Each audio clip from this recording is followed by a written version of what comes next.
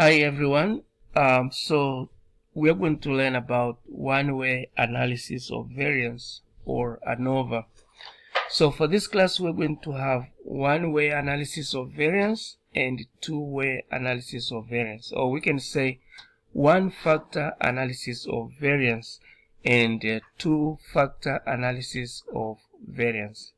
So let's start with one-way analysis of variance, and then we'll move on to two-way analysis of variance. So the analysis of variance, the ANOVA, is a statistical technique that is used to test more than two groups. And all we're going to look at is those groups which are more than two, if they have equal means or not.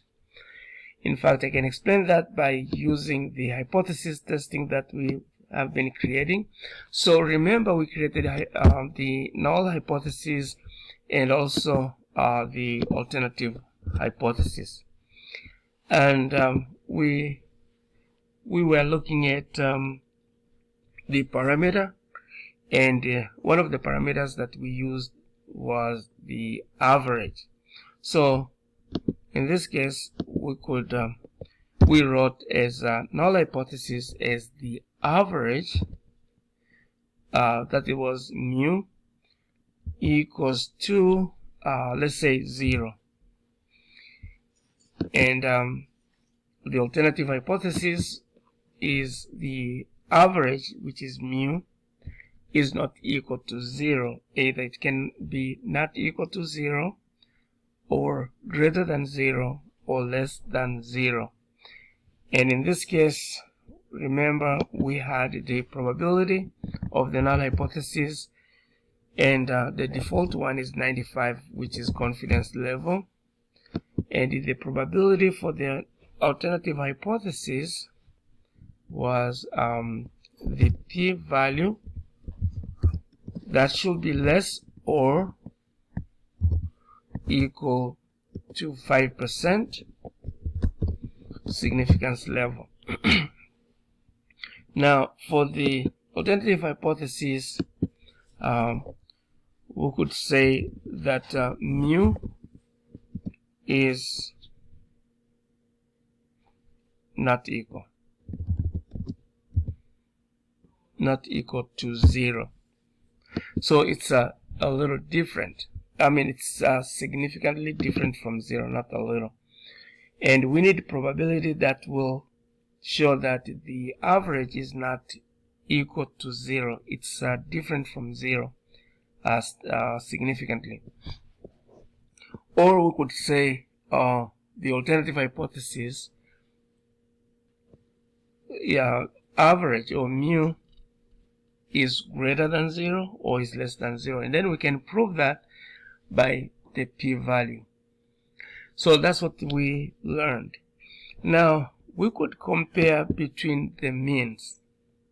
Let's say we can take one mean, or a mean of one factor and the mean of the other, and compare them. I'll give you an example. We have two airlines, let's say airline 1 and airline 2, and let's say we want to test the delay of those two airlines. So we look at the average of the delays of each airline and try to compare between the two to see which one has more delays. So the null hypothesis for that, the null hypothesis will be that mu of 1, or the average of the first airline, has no difference with the average of the second airline. They are the same. And in this case, we're going to use 95% confidence level. And we are confident that average, or the two averages, are not different. They are the same. However, because our intention is to find which airline has more, or we think probably one airline has more delay than the other, so the alternative hypothesis will state that the average delays of airline 1 are not equal to the average of airline 2. Or we could say, alternatively, we could say average of airline 1 could be greater than the average, could be more than the average delays of airline 2. Or we could also say that average delay of airline 1 is less. Average delays for airline 1 are less than the average delays of airline 2. So these are the three ways we could write the alternative hypothesis. And if you can remember, when we say that if this is greater than the other one, then we could say for the null hypothesis will be less or equal. And if we're using this alternative hypothesis where we are trying to find if airline 1 has less delays as compared to airline 2, then the null hypothesis will be greater or equal. We'll learn about this in the class. So you can see that we are comparing between two means. And in this case, hold on. In this case, the alternative hypothesis will be proved by the probability value that is less or equal to 5% significance level. So that will be the same for if we are using this kind of hypothesis. And so in this case, we can find the p-value. If we are using the sample data, we can use t-test to find the p-value. So we could get the sample data and find t-value, and then from the t-value we could get the probability value. That's what we did. Now let's say we would like to compare the means which are more than 2, and in this case we'll have the null hypothesis is that the average of airline 1 average delays of airline 1 are not different from the average delays of airline 2, and they are not different to airline 3, and so forth. So in this case, we are comparing more than 2 averages. So the alternative hypothesis in this case, we can say that at least one is different. One among these 3 is different, or we could say at least 2 are different. But in fact, we can say at least 1 is different. It's okay. So that's the alternative hypothesis. Now, in this case, you can see that we can compare average of airline 1 and airline 2, and then average delays for airline 1 and airline 3, and then average of average delays for airline 2 and airline 3. So you can see we have more than actually 3 comparisons. Let me write them here.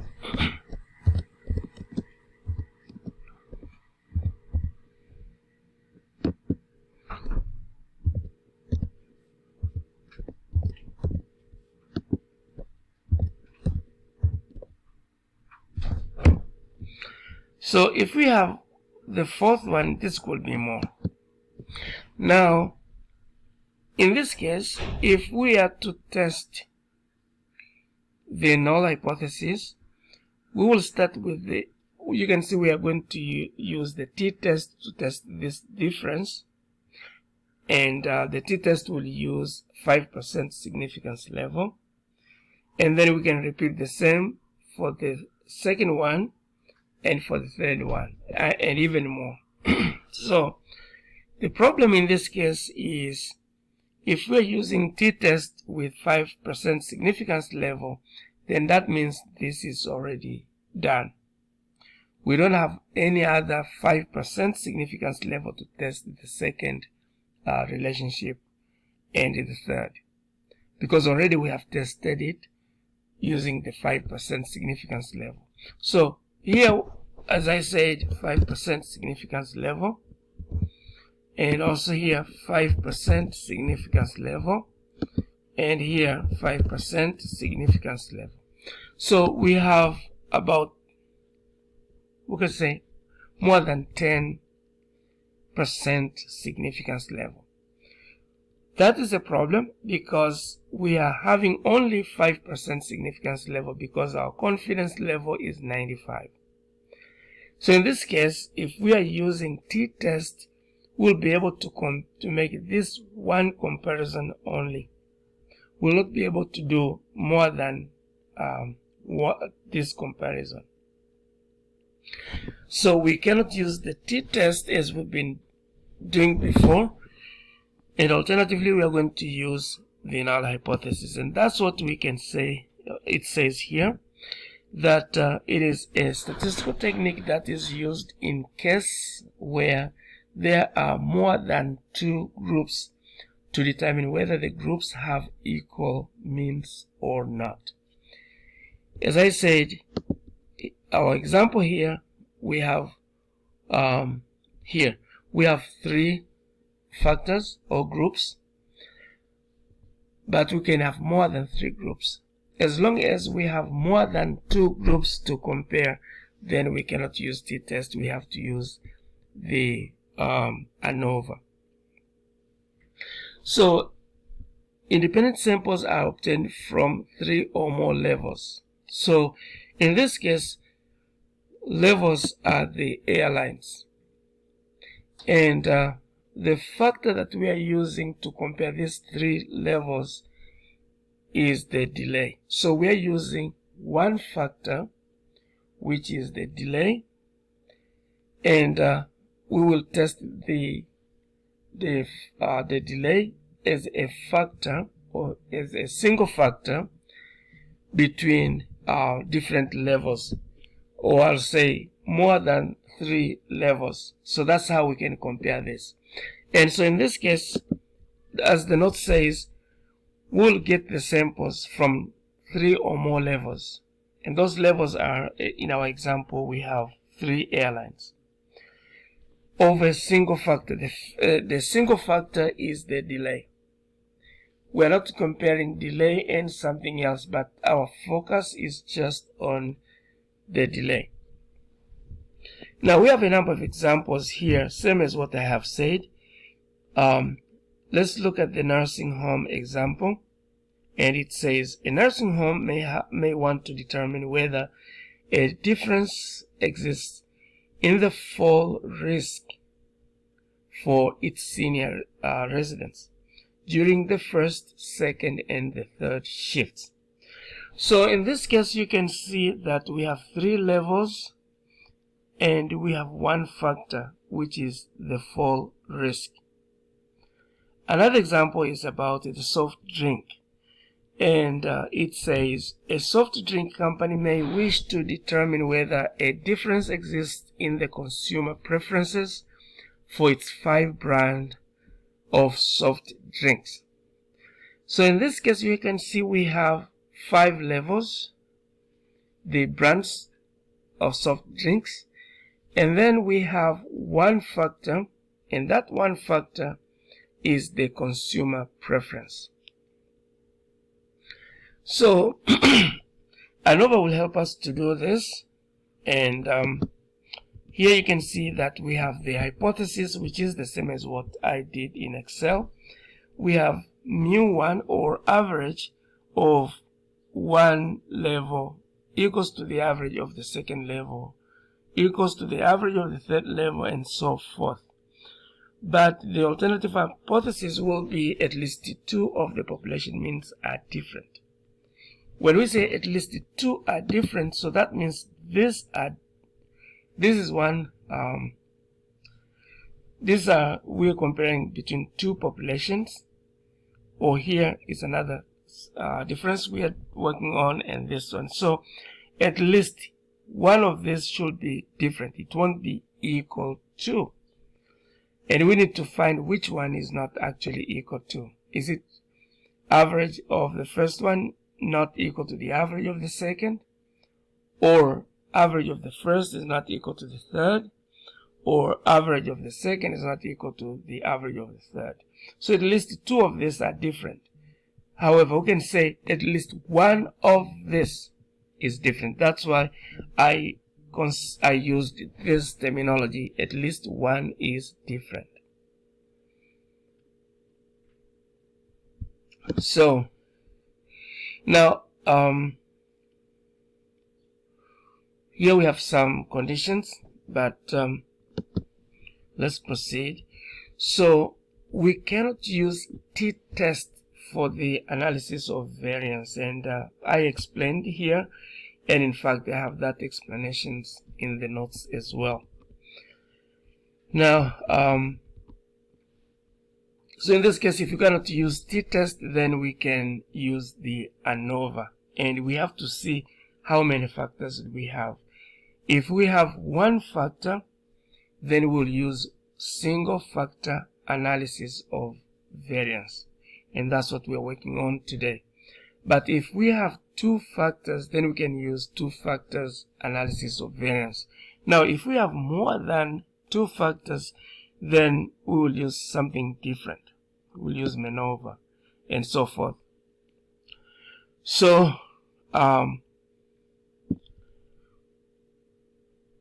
here we have an example of Way Anova. Suppose a pharmaceutical company develops 5 different medicines to cure a certain disease. So here we are developing 5 different medicines. The company may want to conduct a test to determine whether a difference exists in the effectiveness of these medicines. So we have 5 levels and one factor, that is the effectiveness. So what should we do? For each of these medicines, we can select the sample, and the sample can be the same, we call one level, or we can select different levels, meaning that we may take a sample of 20 and the other one can take a sample of more than 20 or less than 20. That's not a problem for a single factor analysis, single factor ANOVA. And so we have to select samples and find the average and try to compare the averages and see if they are significantly different or they are not. So just go through the notes and they will help. So here's a summary of what it means by a factor and levels and balance. Balanced design is when the samples are same, but as I have said, we don't have to have the same levels or the same size of the samples. We can have different sizes. So now the question is how to calculate Way Anova. Now when we consider Way Anova, we have to look at the number of variations.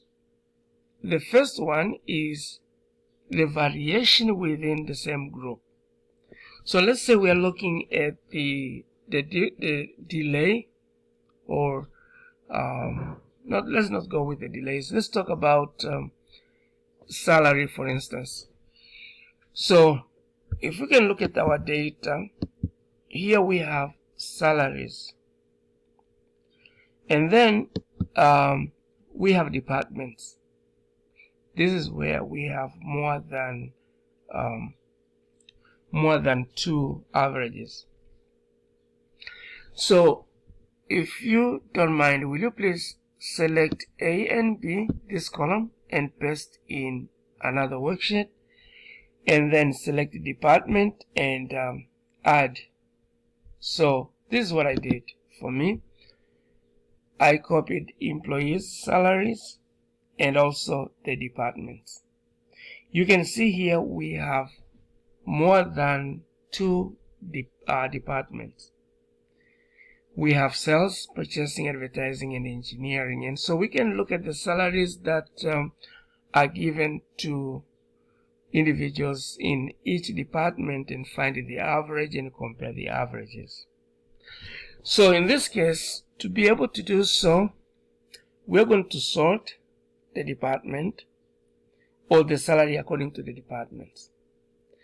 So we can sort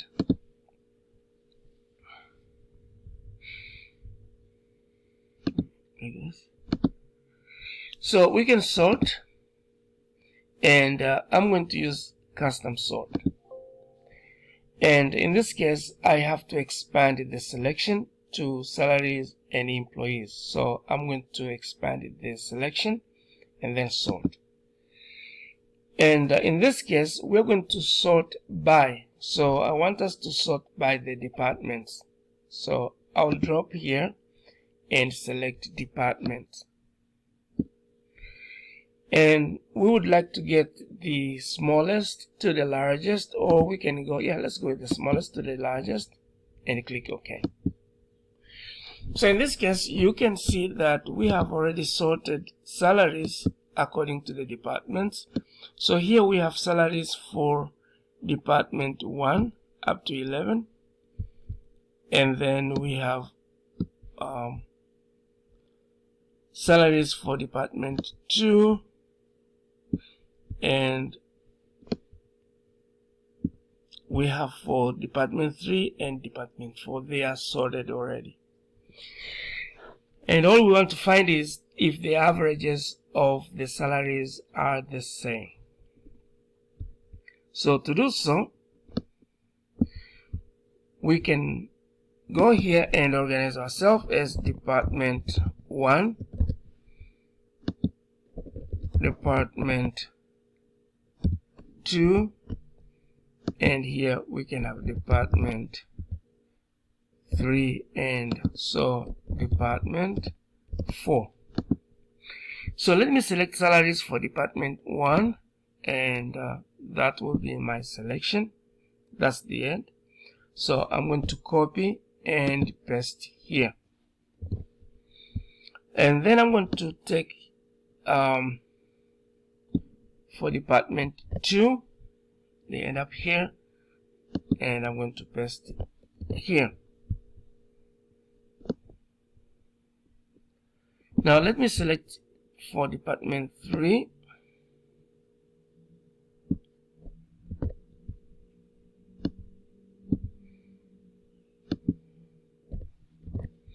and finally department 4.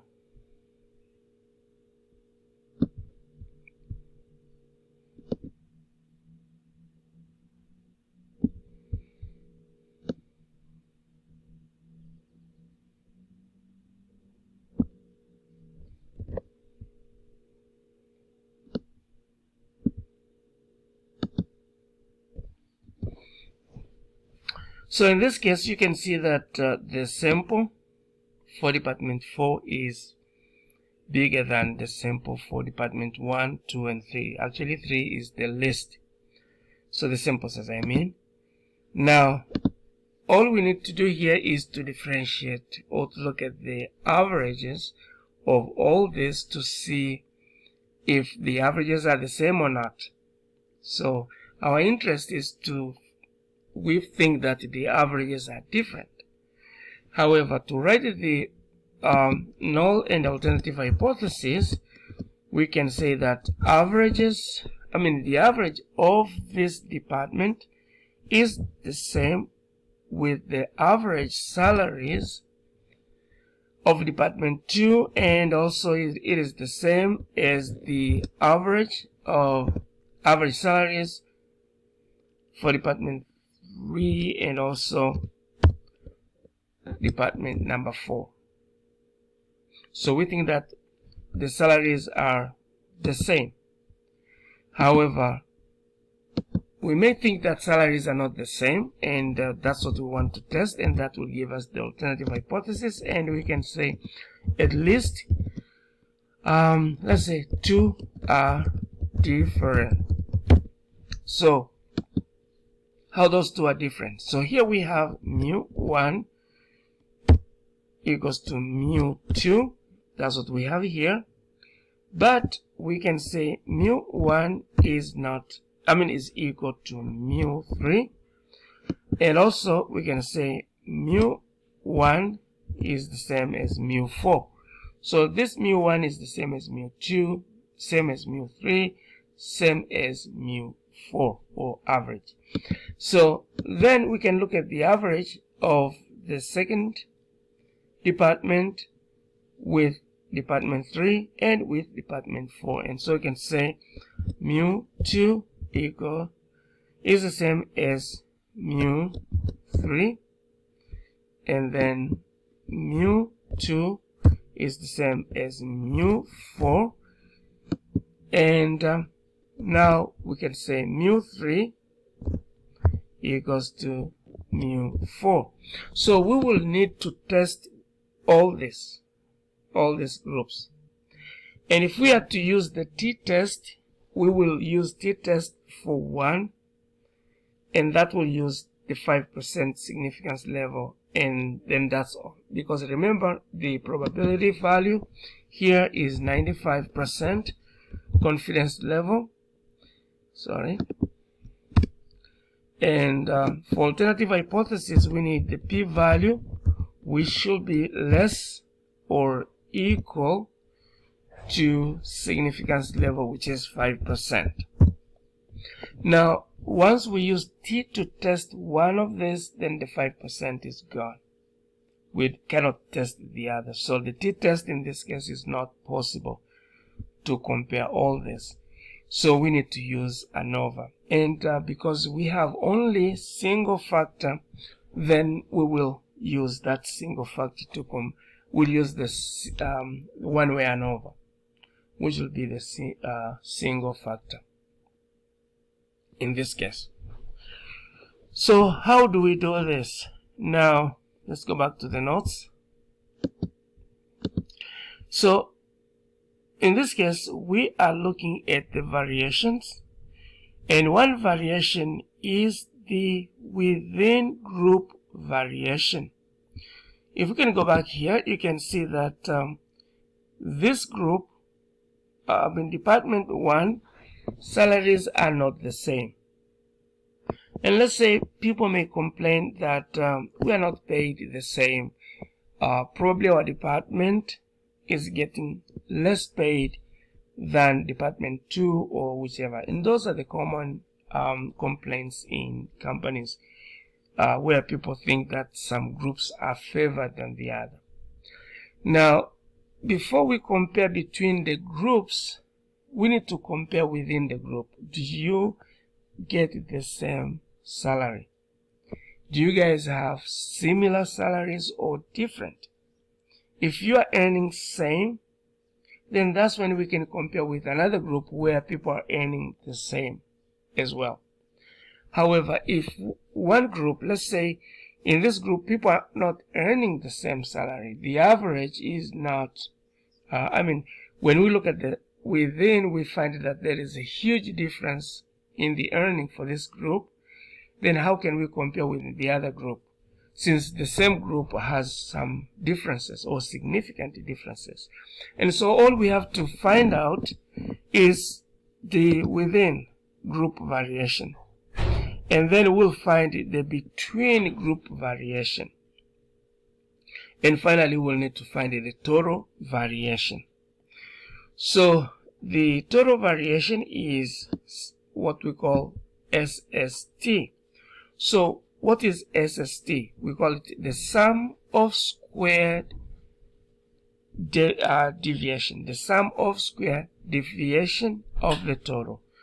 The sum of squared deviation, it means here we will need to find the average of all these variables and try to find how each variable differs from the average. So just let me work here. So let me find the average, and to find the average, just put equal sign, type AVR, so average, and we can get the average. That's the average salary.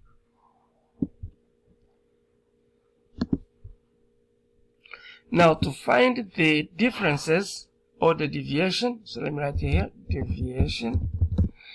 So I'm going to put the deviations here, and we'll look at the the deviation of each of these salaries from the average.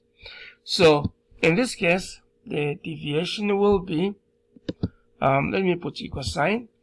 I'm going to click on the first salary minus this average, and enter. So you can see it is minus. If we take another variable, let's say 41, it's going to be positive. And when you have negative and positive, then that means the total variation will not be the same. So all we need to do is to remove the averages, and we could use absolute value, or we could we could square the deviations. I think we did in class this. So we're going to square the difference, and that's what we call the squared deviation. Now with the squared deviation, we're going to find the total variation, or the sum of variation of all these values from the average. But if you look at the sum or the total variation of all these variables from the average, the total will be 0. We don't need to find 0, but we need to know how much differences are there. So we need to square the deviation, and then we find the sum of the squared deviation. That's why we use this language here, sum of the square total. That will give us the total variation. And then we need to find the sum of squared within variation, within the group variation. So it is sum of squared deviation within group variation. And finally, we need to find the sum of squared between, when we compare between these groups. So we need to find the averages of all these groups and compare them. But the average, we need also to find the sum of square deviations. The sum of square deviation between the groups. And that's what we call the sum of squared deviation between sample. So there are some formulas for this. So anyway, the total variation, the sum of squared total, equals to the sum of squared within plus the sum of square between. That's what we have here. So how do we find the sum of squared total? To find the sum of squared total, we need to use this formula. And also the sum of squared between, we need to use this formula. And that is the same as the sum of squared within, we need to use this formula. We are not going to use this formula now, but we will use Excel. That will help us to do some calculations. Now, when we are able to find the sum of squared between and the sum of squared within and sum of squared total, they will help us to find the mean squares. So the mean square between samples, all we have to do is to take the sum of square between divided by the degrees of freedom, which is k minus 1. To find the mean square within samples, we need to take the sum of squared within divided by the degrees of freedom, which is n total, the total of all the values minus k. So what we need to find mean of square between and mean of square within. If you take mean of square between divided by the mean of square within, you will get the F ratio. And actually we need the F ratio to find the probability value. And in that case, we'll be able to do the to find the p-value, which is in the hypothesis which we have created before. Okay, so we don't have to do these calculations by hand, but all we can do is we will use Excel to do all the calculations at once. So let's use Excel to find the F ratio and also the p-value that will help us to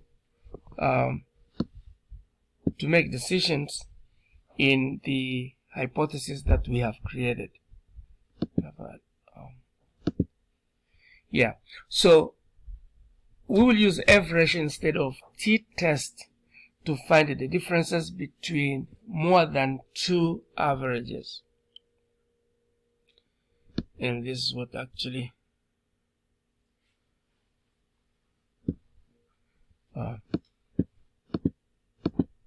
that is our hypothesis. At least, we have the null hypothesis and alternative hypothesis in this case, where we are considering more than 2 averages.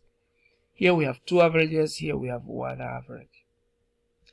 So the approach in this case will be the ANOVA. Let me remove this.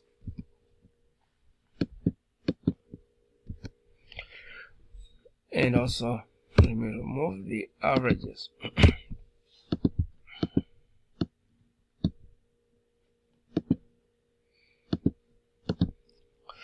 So, to find ANOVA, we can go to the data analysis.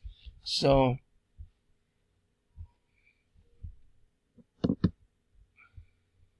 let me go to the data. And I have data analysis. If you don't have data analysis, remember you can do the add-ins and then you can select the data analysis. We've been working on this, so I'm not going to repeat it. Now click on the data analysis and find one-way analysis of variance. So we have the single factor analysis of variance. Next we're going to use the two-factor analysis of variance. So I'm going to click OK with the single factor, and in this case we're going to select the input range. Now we have all the departments. Let's select them, and we have to put labels in the first row because I included them, and our alpha is 5%, which is significance level. And let me define the output range, and so I'm going to click here and select here. That's where I want my output to be. You can go with the new worksheet or the new workbook, that's your choice. And I want my results to be in columns. So let me click OK. You can see that Excel will quickly do the analysis of variance. And you can see that we have the variance, we have the count for each department, but most important is these results here. So in this case we have between groups, the differences between groups and the deviations within groups, and then we have the total sum of square, or sum of squared total. So the sum of squared between is this value, and the sum of squared within is this value, and the sum of squared total is that value. So degrees of freedom, remember we have to work on the degrees of freedom. So for the for the sum of squared between our difference, degrees of freedom are 3, and within the groups degrees of freedom are 42. If you add this, we have the degrees of freedom for the total. They are 45. So mean of squared, where we have to take SSB divided by the degrees of freedom, and also SSW divided by the degrees of freedom, we get the mean of squared between and the mean of squared within. So if you take this and divide with this one, you're going to have this F ratio. So let me do it here. Put equal sign, click on this value, divide by this value. Actually, it gives you the F ratio. So once we have the F ratio, and this is the F we have calculated from this sample, we could find the probability value. So to find this probability value, we will use the F-dist. So F-dist function. Remember, we use the T-dist, and also for F we use, for chi-square we use chi-dist. Only for,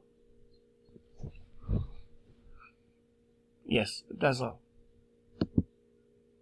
Remember, the other one you use norms dist. That's for the Z.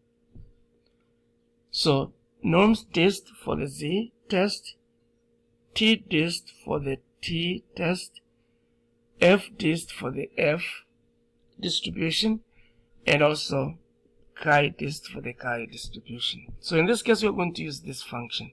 So let me put equal sign and type F dist. So it is here. So let me select this function, and you can see that we have X, which is this F ratio value. Put the comma sign, and we need the first degrees of freedom and the second degrees of freedom. So the first degrees of freedom will be for the between, and the second one will be for the within. So I'm going to select 3 and put comma sign and then 42. So you can see that the p-value here is the same as this p-value. So what is this F critical? F critical is the F which is found at the significance level. It is F that is found at significance level, and significance level in this case is 5% or 0.05, and that's the probability. And so in this case, to find this F critical, we could say we could use this function F inverse.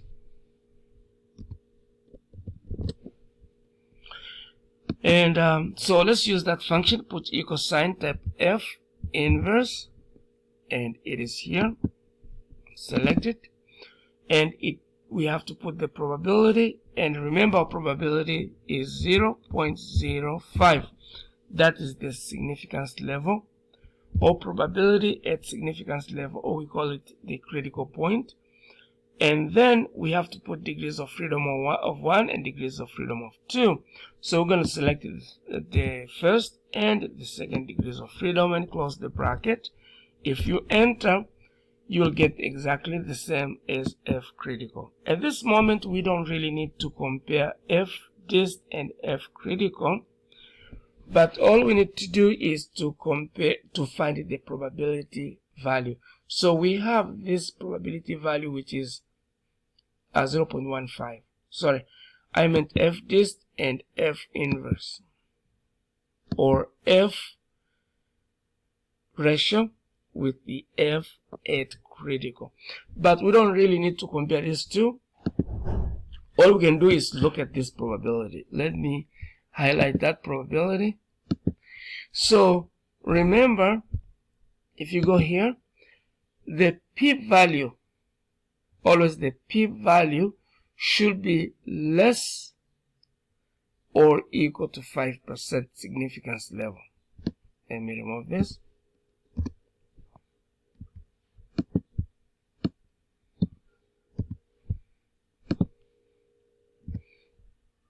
So the probability here will be 95% confidence level, and the probability here will be the probability value that should be less or equal to 5% significance level. And so we need a probability that is less or equal to 5% to reject the null hypothesis. Otherwise, if the probability value is greater than 5%, we will fail to reject the null hypothesis, and therefore we'll say that averages are the same. There's no difference. So if you come to these salaries here, we're trying to find if salaries are the same across departments or if they are different. Because our interest is to see the difference, meaning that we assume there must be some differences. So the null hypothesis here will say that the salaries for each department are the same, so they are not different. However, the alternative hypothesis, we think that they must be different. At least two are different. They are not all the same. And we're going to use this probability p-value, which is less than 5%. Now, if we come here, if we look at our results, you can see that the p-value, this p-value which is already calculated, is greater than 5%. It is 0.16, which is greater than 0.05. So if we go up here, you can see that we cannot reject the null hypothesis because the p-value is not less than 5%, but it's greater than 5%. And so we fail to reject the null hypothesis, and we can say that salaries are the same across departments. The differences are not significant. If we had p-value that is less than 5%, we will reject the null hypothesis and say that salaries are not the same. At least two departments have different salaries. So that's all with the single factor analysis of variance.